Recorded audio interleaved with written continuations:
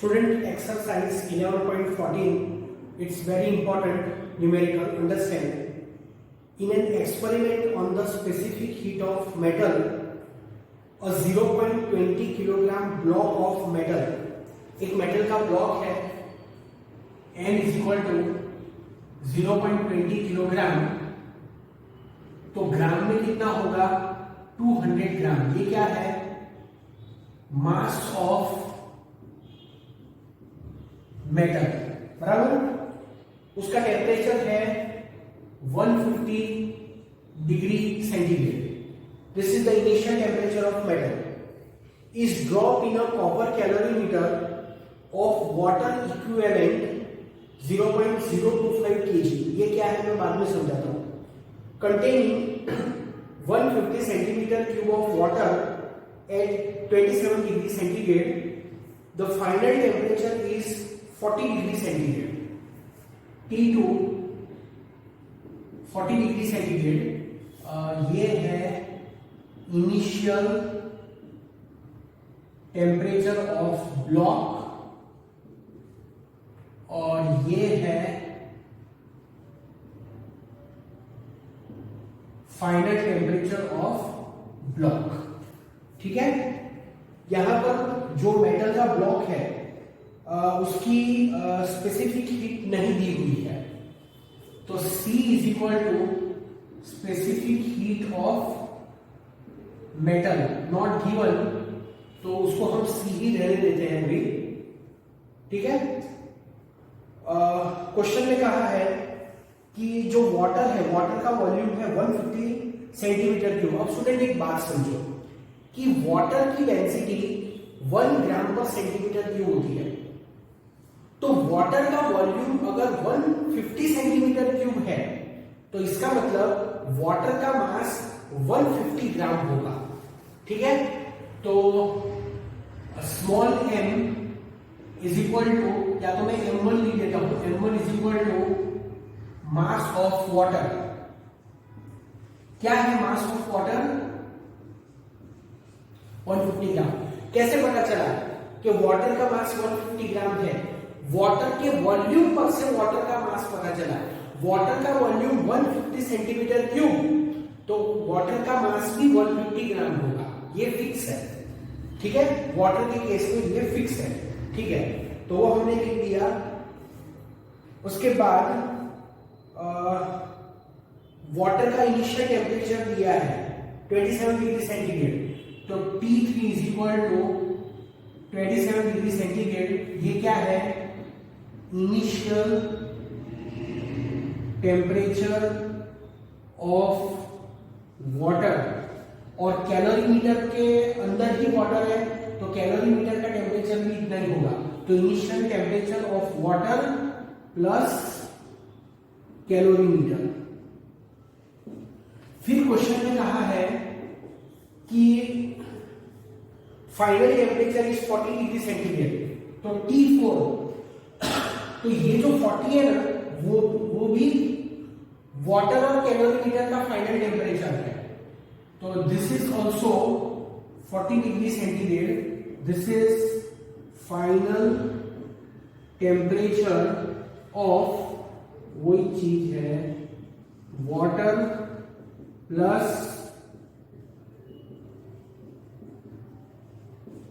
Calorimeter, बराबर। Okay, compute the specific heat of metal, तो ये कैलकुलेट करना है हमें, बराबर। If heat losses to the surrounding are not negligible, is your answer greater or smaller than actual value for specific heat of metal. Okay, तो यहां पर question में एक वैल्यू दी है ऑफ वाटर इक्विवेलेंट 0.025 kg। तो देखो क्या लिख रहा हूं मैं, M2 is equal to water equivalent of calorimeter, water equivalent of calorimeter, और वाटर इक्विवेलेंट ऑफ कैलोरीमीटर है 0.025 kg, मतलब 25 ग्राम। ठीक है स्टूडेंट, मैं आपको ये पूरा क्वेश्चन एक बार समझाता हूं। देखो, एक मेटल का ब्लॉक है जिसका मास है 0.20 किलोग्राम। उसके मास को मैंने ग्राम में कन्वर्ट कर दिया, बराबर। उस ब्लॉक का इनिशियल टेम्परेचर है 150 डिग्री सेंटीग्रेड, राइट। उसको एक कैलोरी मीटर में डाला, कैलोरी मीटर में डाला जिसके अंदर वाटर है। किसके अंदर डाला? कैलोरी मीटर में एक डायग्राम ड्रॉ करता हूं। जैसे ये है कैलोरी मीटर।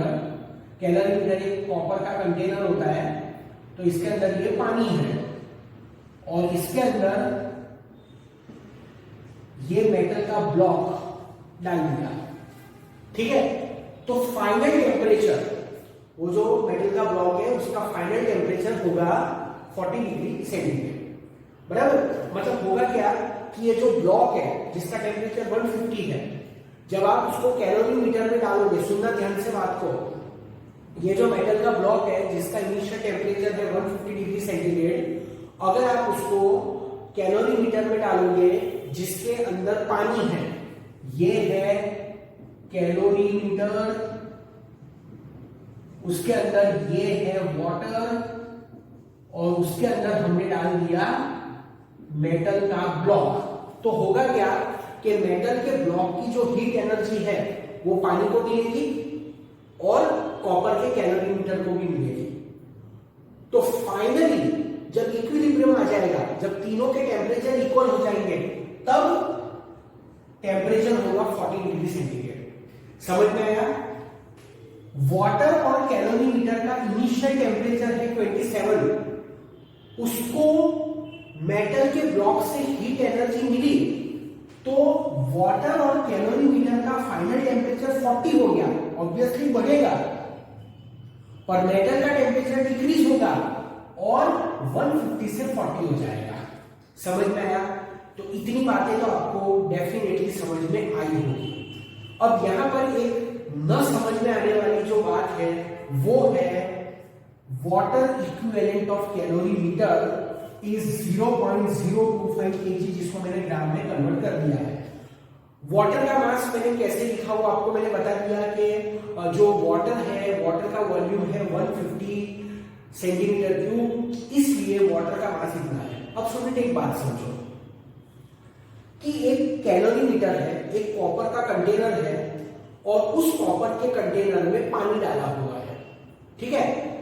अब जब आप उसके अंदर मेटल का ब्लॉक डालोगे तो मेटल के ब्लॉक में तो हीट एनर्जी है, वो हीट एनर्जी पानी को मिलेगी और वही हीट एनर्जी उस कॉपर के कैलोरी मीटर को भी मिलेगी।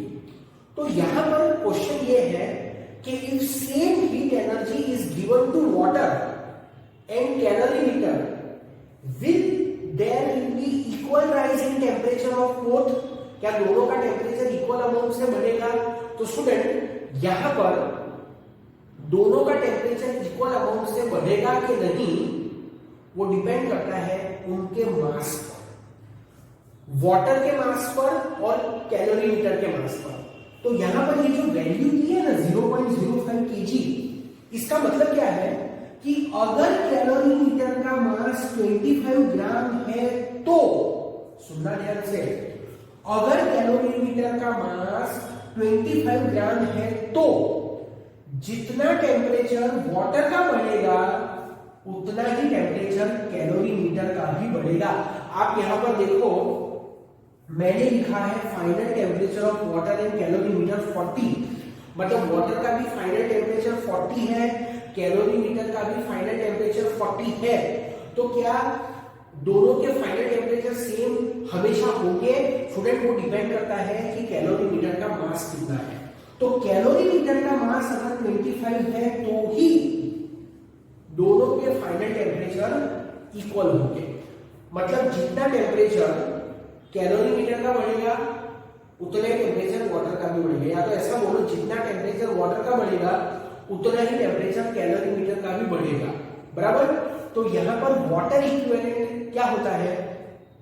वाटर इक्विवेलेंट एक डेफिनेशन है जो कि बुक में नहीं दी हुई है, मैं बोल देता हूं, आप लोग लिख सकते हो, ठीक है। the quantity of heat that raises the temperature of some substance by the same amount, comma, the same quantity of heat can simultaneously raise the same temperature of certain mass of water. Full stop. The mass of water is then termed as water equivalent. मतलब यहां पर opposite way में समझाया है कि given substance का temperature बढ़ाने के लिए जो अमाउंट ऑफ हीट एनर्जी चाहिए, वाटर का टेम्परेचर भी उतना ही बढ़े, उसके लिए वाटर की जो क्वांटिटी चाहिए उसको कहते हैं वाटर इक्विवेलेंट। जो मैंने बोला है आप उसको लिख लो and you will definitely understand it. ठीक है, तो ये सब हमें वैल्यूज दी हुई है। ओके, तो सबसे पहले फाइंड करेंगे heat loss by the metal. Q1 heat lost by metal. Metal कितनी हीट एनर्जी लॉस करता है?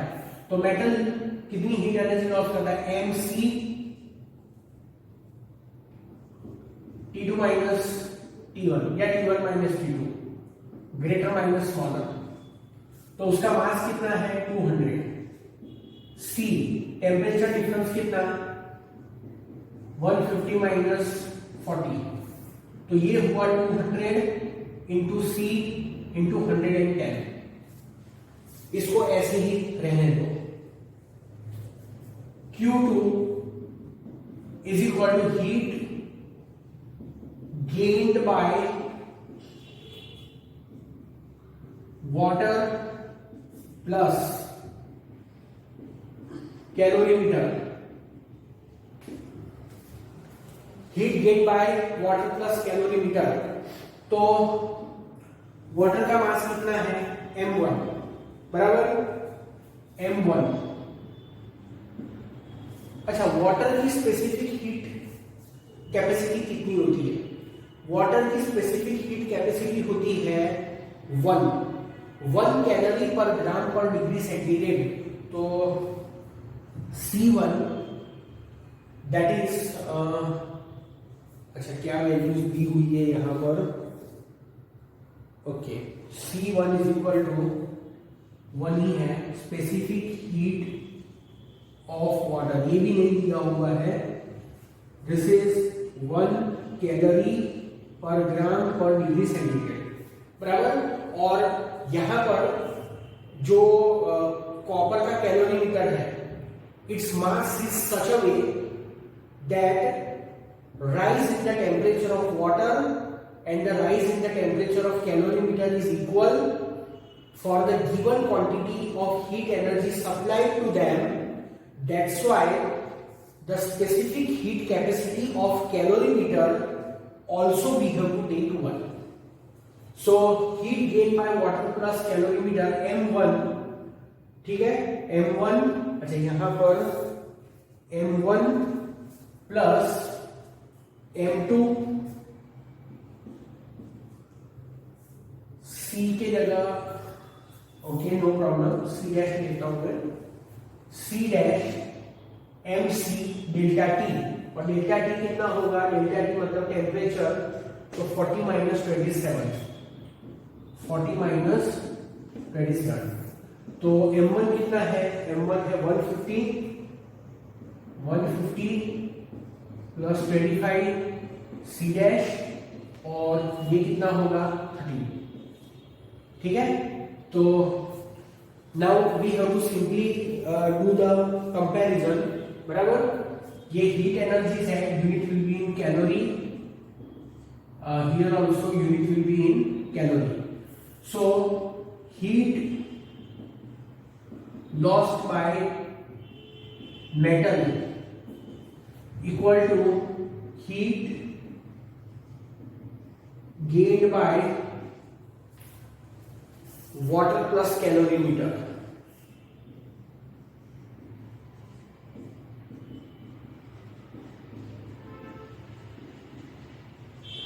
बराबर। Heat loss by metal equal to heat gain by water plus calorimeter. तो 200 C110, यहां पर 175 C डैश इंटू 30। यहां पर C डैश दोनों के लिए सेम दिया है, वाटर और कैलोरीमीटर दोनों के लिए, और उसकी वैल्यू 1 है। Okay, that I told you.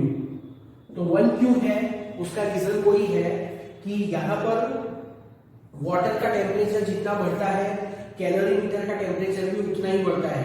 तो जो स्पेसिफिक हीट होती है ना, that is what specific heat basically होती क्या है, डेफिनेशन जाके देख लो, amount of heat energy required for a unit rise in temperature. तो यहाँ पर दोनों का टेम्परेचर तो सेम इंक्रीज हो रहा है, जितना वाटर का बढ़ रहा है उतना कैलोरीमीटर का बढ़ रहा है। तो इसलिए दोनों की एक ही स्पेसिफिक हीट लेनी है। दोनों की स्पेसिफिक हीट सेम नहीं होती है, ये बात को याद रखो। पर यहाँ पर दोनों का टेम्परेचर सेम इंक्रीज हो रहा है, that's why we are taking equal. तो C is equal to, calculation करना पड़ेगा हमें,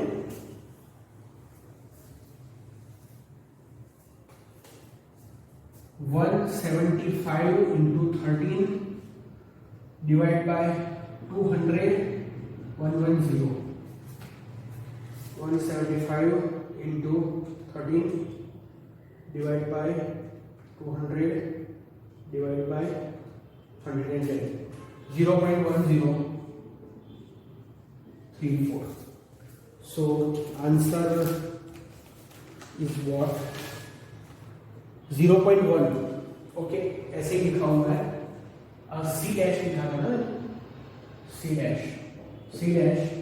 0.1 calorie per gram per degree centigrade. The amount of heat energy required per unit mass for unit rising temperature. The amount of heat calorie, the amount of heat energy required per unit mass, gram मतलब 1 gram मतलब unit mass, और unit rising temperature is called 0.1। समझ में आया? ठीक है, तो ये भी एक इंपॉर्टेंट न्यूमेरिकल है।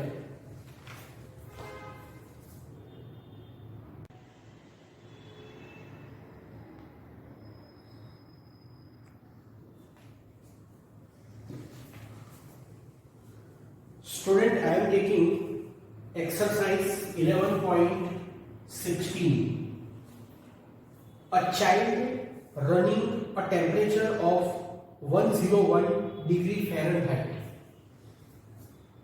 T1 101 degree Fahrenheit. This is initial body temperature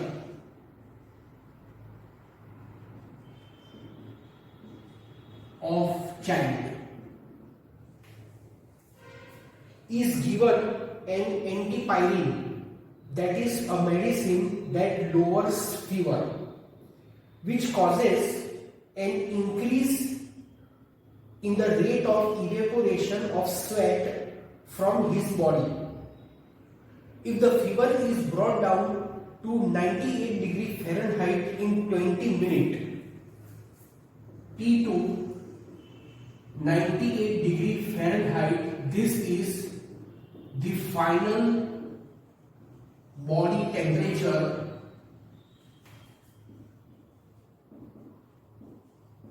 of child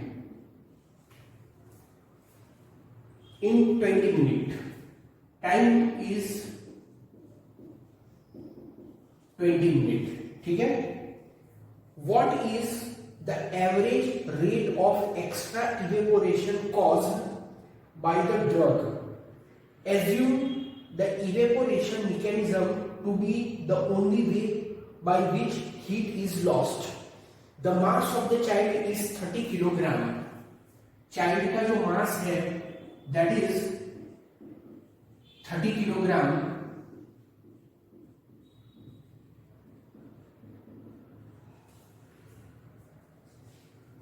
The specific heat of human body is approximately the same as that of water.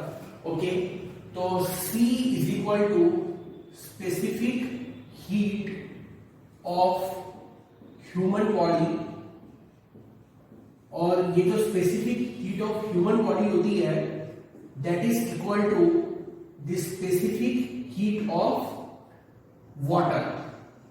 Student आपको पता होगा कि हमारा जो बॉडी है वो ऑलमोस्ट 70% वाटर कंटेन करता है। शायद एक एडवर्टाइज में भी ये आता है कि हमारे बॉडी में 70% ऑफ वाटर होता है। तो because of that reason the specific heat of human body is taken as the specific heat of water and that is 1 calorie per gram per degree centigrade। समझ में आया? ओके, तो this information is given। Then the latent heat of evaporation of water, latent heat of evaporation, latent heat of evaporation, और ये कितनी है? ये है 580 calorie per gram. This is 580 calorie per ग्राम, ठीक है।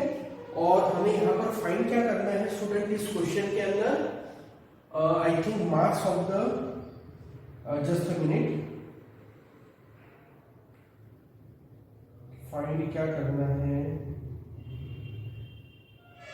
What is the average rate of extra evaporation? Okay, rate of evaporation. We have to determine the rate of evaporation. We have to find this. Okay. So मैं आपको ये question पहले अच्छे से समझाता हूं कि इस क्वेश्चन के अंदर कहा क्या है। तो स्टूडेंट, एक चाइल्ड है, एक बच्चा है और उसको बुखार आया हुआ है, ठीक है, और उसके बॉडी का टेम्परेचर है 101 degree Fahrenheit. Student, 101 degree Fahrenheit is a very critical situation, ठीक है। तो डॉक्टर क्या करता है? डॉक्टर उस चाइल्ड को एक दवाई देता है। उस दवाई को कहते हैं antipyrine. Antipyrine is a drug जो कि हमारे बॉडी का टेम्परेचर डाउन करता है। फीवर अगर आया है तो हमारे बॉडी का टेम्परेचर रिड्यूस करता है। तो डॉक्टर जब उसे एंटीपायरिन देता है उस बच्चे को, तो बच्चे का जो बॉडी टेम्परेचर है वो 90 डिग्री फ़ारेनहाइट आता है। अब स्टूडेंट, आप लोगों ने आपके खुद के केस में भी नोटिस किया होगा कि जब भी हमें बुखार आता है और उसके बाद जब डॉक्टर हमें मेडिसिन देते हैं, ठीक है, तो उससे क्या होता है? हमें पर्सपायरेशन होता है, हमको एक्स्ट्रा पर्सपायरेशन होता है। क्या होता है एक्स्ट्रा पर्सपायरेशन? मतलब नॉर्मल पर्सपायरेशन के एक्स्ट्रा, उसके सिवाय हमको एक्स्ट्रा पसीना निकलता है हमारे बॉडी में से। तो वो जो एक्स्ट्रा पसीना निकलता है हमारे बॉडी से, वो किस रीजन से निकलता है? क्योंकि हमारी बॉडी जो है वो हमारी बॉडी हीट एनर्जी लॉस कर रही है, बराबर, और वो हीट एनर्जी लॉस करने के वजह से हमारे बॉडी में से पर्सपायरेशन होता है, हमारे बॉडी में से स्वेट निकलता है। स्वेट मतलब कि पसीना निकलता है, बराबर। तो 20 मिनट इज द टाइम जिसमें वो उसके बॉडी में से पसीना निकलता है, ठीक है। बच्चे का मास है 30 किलोग्राम, और ये सब तो मैंने आपको समझा ही दिया है। तो क्वेश्चन में ऐसा पूछा है what is the rate of evaporation. तो स्टूडेंट, यहाँ पर हम लोग सबसे पहले कैलकुलेट करेंगे what is the decrease in the temperature of the child. जो चाइल्ड है उसका जो टेम्परेचर कितना डिक्रीज होता है वो हम कैलकुलेट करेंगे, ठीक है। तो आप यहां पर देखो, तो fall in temperature of child, child का टेम्परेचर कितना डिक्रीज होता है? तो चाइल्ड का जो पहले टेम्परेचर था वो था 101 डिग्री फ़ारेनहाइट, और उसका बाद का जो टेम्परेचर है दैट इज 98 डिग्री फ़ारेनहाइट। तो 101 माइनस 98 कितना होता है? दिस इज 3 डिग्री फ़ारेनहाइट, ठीक है। Student, this is the decrease in temperature. ये क्या है? ये है decrease in temperature, delta T. अब स्टूडेंट, ये जो टेम्परेचर का यूनिट है, डिक्रीज इन टेम्परेचर का यूनिट है, ये है फ़ारेनहाइट में। Fahrenheit is not the appropriate unit, हमें उसको सेंटीग्रेड में कन्वर्ट करना पड़ेगा। क्योंकि आप अगर यहां पर देखोगे तो यहां पर ये जो वैल्यू भी रखी है स्पेसिफिक हीट ऑफ वाटर, उसमें भी सेंटीग्रेड यूनिट यूज होता है। तो फिर यहां पर अगर सेंटीग्रेड है तो फिर हम यहां पर फ़ारेनहाइट रखेंगे तो वो नहीं चलेगा। तो हमें क्या करना पड़ेगा, हमें इसका यूनिट चेंज करना पड़ेगा। अब यहां पर एक बहुत ही इंपॉर्टेंट पॉइंट है कि जिसमें बहुत सारे स्टूडेंट्स को कंफ्यूजन रहता है। हमें क्या करना है, हमें यूनिट का कन्वर्जन करना है, फ़ारेनहाइट से हमें सेंटीग्रेड में कन्वर्ट करना है। तो स्टूडेंट मैंने आपको एक फॉर्मूला बताया था, relation between the centigrade and the Fahrenheit. तो वो रिलेशन क्या था, आप उसको जरा ध्यान से समझो। TF is equal to 9/5 TC plus 32।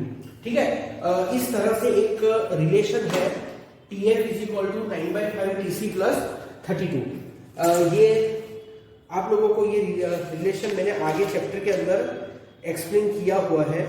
ठीक है, TF is equal to 9/5 TC plus 32। तो क्या हम ये डायरेक्ट ये रिलेशन यूज कर सकते हैं, मतलब यहां पर हम TF की वैल्यू को 3 लिख देंगे तो फिर हमको TC मिल जाएगा। तो क्या ऐसा कर सकते हैं? तो स्टूडेंट यहीं पर एक सबसे इंपॉर्टेंट बात है कि हम ऐसा नहीं कर सकते हैं। क्यों नहीं कर सकते? क्योंकि यहां पर ये जो है 3 degree Fahrenheit, that is not the temperature, that is the decrease in temperature, that is the change in temperature. सुनना बात को ध्यान से, ये 3 डिग्री फ़ारेनहाइट क्या है? It is the change in temperature. तो हम क्या करेंगे, इस फॉर्मूला में दोनों साइड पर चेंज अप्लाई करेंगे। ठीक है, तो apply change on both side, दोनों साइड पर हम लोग चेंज अप्लाई करेंगे। तो delta TF is equal to 9/5 delta TC, बस 32 एक कांस्टेंट है और कांस्टेंट में चेंज कभी होता नहीं है। या तो ऐसा बोलो कि कांस्टेंट में चेंज 0 होता है। तो इस वजह से यहां पर हमें कुछ भी नहीं लिखना है। समझ में आया? तो therefore delta TC is equal to 5/9 delta TF। Is that clear? तो हमें ये वाला फॉर्मूला यूज करना है और आप इसको याद रखना। ठीक है, तो this is equal to 5/9 and we have to take 3। तो यहां पर हमें ये वाला फॉर्मूला यूज नहीं करना है, हमें ये वाला फॉर्मूला यूज करना है। तो this is equal to 5/3 delta TC is equal to 5/3 degree centigrade. Is it clear? तो स्टूडेंट ये ही एक इंपॉर्टेंट पॉइंट है जिसको आपको इस न्यूमेरिकल में याद रखना है। आप क्या करेंगे, अगर आपको ये एग्जाम में लिखने की जरूरत नहीं है, ठीक है, आप ऐसा करो, ये जो 3 है, इस 3 को 5/9 से मल्टीप्लाई करो तो you will write 5/3 degree centigrade. आप बस ऐसा करो, बट आप उसको लिख के रखो। ठीक है, बट एग्जाम में उसको शो करने की बिल्कुल जरूरत नहीं है। ठीक है, तो आप इसको डेफिनेटली अपने नोटबुक में लिखो, टेक्स्ट बुक में भी लिख के रखो, जहां पर ये न्यूमेरिकल है वहां लिख कर रखो, बट इसको एग्जाम में टेस्ट में लिखने की बिल्कुल भी जरूरत नहीं है। ठीक है, तो आपको जो लिखना है वो मैंने यहां पर लिख के बता दिया है। ठीक है, okay, so now I will calculate heat lost by the child. जो चाइल्ड है वो कितनी हीट एनर्जी लॉस करेगा। तो Q is equal to heat मतलब एनर्जी, हीट एनर्जी भी लिख सकते हैं। ठीक है, तो हीट लॉस्ट बाय चाइल्ड, जब उसका टेम्परेचर डाउन होगा 101 से 98 डिग्री, तो वो हीट एनर्जी लॉस करेगा, बराबर, क्योंकि उसका टेम्परेचर डिक्रीज हो रहा है, तो वो हीट एनर्जी लॉस करेगा। तो कितनी हीट एनर्जी वो लॉस करेगा? mc delta T. तो इसमें m क्या है? m मतलब उस चाइल्ड के बॉडी का मास विच इज 30, अच्छा, अब 30 लेना चाहिए स्टूडेंट, 30 इंटू 10⁻³ लेना चाहिए, बराबर, क्योंकि यहाँ पर किलोग्राम है और आप देखो यहाँ पर ग्राम है, तो दिस इज 30 इंटू 10⁻³ ग्राम। तो इसलिए मैंने ग्राम में कन्वर्ट कर दिया। सी की वैल्यू 1 लेनी है और जो टेम्परेचर डिफरेंस है डेल्टा टी वो कितना लेना है, वो हमें लेना है 5/3। सो 3 कैंसिल हो जाएगा, तो यहां पर आएगा 5 इंटू 10⁻⁴, मतलब 5 के बाद 4 जीरो लगा दो, बराबर, तो इतनी कैलोरी। क्यों? क्योंकि जो सी का यूनिट है उसमें कैलोरी आता है। देखो ये जो यूनिट लिखना होता है ना, ये जो स्टूडेंट को एक बार आइडिया आ जाता है वो कभी भी यूनिट गलत नहीं लिखता है। तो जब भी मैं आपको कोई न्यूमेरिकल सॉल्व करवाता हूं, मैं हर एक चीज आपको बताता हूं कि ये यूनिट क्यों लिखना है, क्योंकि हीट एनर्जी का यूनिट तो जूल भी होता है। तो क्या यहां जूल लिखेंगे? नहीं, बिल्कुल नहीं लिखेंगे, कैलोरी लिखेंगे। क्यों कैलोरी लिखेंगे? क्योंकि मैंने आपको बता दिया कि जो सी है वो सी के यूनिट में कैलोरी आता है, तो फिर वहां जूल हम कैसे लिख सकते हैं? बिल्कुल नहीं लिख सकते हैं। समझ में आया आपको? तो क्यू की वैल्यू स्टूडेंट हमने यहां पर कैलकुलेट करनी है, ठीक है, ओके। अब हम एज्यूम करते हैं कि let m dash gram of sweat evaporates from body of child. जो चाइल्ड है उसके बॉडी में से जो स्वेट निकलता है, जो पसीना निकलता है, उस पसीने का mass that is m dash. तो m dash gram of sweat evaporates from the body of the child, ठीक है। So the heat energy gained by sweat, वो जो पसीना है वो पसीना हीट एनर्जी गेन करेगा, बराबर। उसकी बॉडी का टेम्परेचर डिक्रीज हो रहा है, उसके बॉडी में से पसीना निकल रहा है, तो वो जो स्वेट है वो हीट एनर्जी गेन करेगा। तो कितनी हीट एनर्जी गेन करेगा? तो Q is equal to M into L। समझ में आया? अच्छा, अब एक बात समझो स्टूडेंट कि यहां पर हमको L भी दिया है, that is the latent heat of evaporation, that is 580 calorie. तो this is M into 580. Is that clear? Okay. So here, this is the heat energy lost by the child. Child के body में जो heat energy है वो जो loss करता है, और ये है heat energy gain by that sweat. Child के बॉडी में से हीट एनर्जी लॉस हुई और वो हीट एनर्जी स्वेट को मिली, पसीने को मिली। तो यहां पर हम लिखेंगे कि heat lost by child is equal to heat gain by sweat, ठीक है, हीट गेन बाय स्वेट। तो heat loss by child is 50,000, just write the value, and heat gain कितनी हुई? That is m into 580। तो m is equal to 50,000 divide by 580, मतलब 5,000 bye 58। तो 5,000 divide by 58, तो this comes out 86.20। 80, चलो यही लिख देते हैं, 86.20 यूनिट क्या होगा? ग्राम होगा। तो उसके बॉडी में से जो पसीना निकला, चाइल्ड के बॉडी में से जो पसीना निकला, उस पसीने का मास है 86.20 ग्राम। कितना मास ऑफ लिक्विड उसके बॉडी में से निकला? 86.20 ग्राम। अब कितने टाइम में ये निकला? 20 मिनट में निकला। तो रेट ऑफ इवेपोरेशन क्या होगा? Rate of evaporation is equal to 86.2 divide by 20, बराबर। तो आई थिंक आंसर ग्राम पर मिनट में ही है, यस। तो 86.2 को 86.26 एक बहुत लंबा आंसर आता है, मैंने 86.2 ही लिखा है। तो 86.2 को हम डिवाइड करेंगे किससे? 20 से। तो दिस इज 4.31 ग्राम पर minute. Student what does it mean? वो जो चाइल्ड है उसके बॉडी में से एक मिनट में 4.31 ग्राम स्वेट निकलता है, 4.31 ग्राम पसीना निकलता है।